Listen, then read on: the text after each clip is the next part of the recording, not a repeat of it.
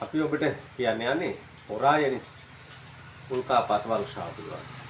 මේ උල්කාපාත වර්ෂාව 2025 ඔක්තෝබර් 22 වෙනිදාදී උදේ වරුවේ 3:05 අතර මෙන්න මේ කාල සීමාවේ බලන්න පුළුවන්. ඉතින් මේ අලියම් වෙලාවේ තමයි මේ උල්කාපාත වර්ෂාව ඔබට බලන්නට පුළුවන්කම තිබෙන්නේ.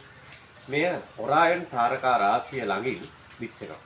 ඒ නිසා තමයි මේ ඔරායන් තාරකා රාශියේ නමින් තමයි මේ උල්කාපාත වර්ෂාව යන උල්කාපාත වැටීම නම් කරලා තිබෙන්නේ. ඉතින් මේ උල්කාපාත වර්ෂාව වැටෙන හේතුව තමයි 1986 දී අපිට අවසාන වතාවට දැක්ක එළිගේ ධූමකේතුව ගියපු ගමන් මාර්ගයට වසරක් පාසා අපි ඇතුල් වෙනවා. ඉලිප්සාකාර ගමන් මඟක යන නිසා තමයි මේ ගමන් මාර්ගයේ පෘථුවිය වැටෙන්නේ. ඉතින් මේ හෙළිගේ ධූමකේතුව ගියපු ගමන් මාර්ගයේ තිබුණු දුම්රියන් ගල් ඒ වගේම ද්‍රව්‍යයන් එන්න මේ වගේ දේවල් පෘථුවියේ වායු වලට ඇදෙනවා.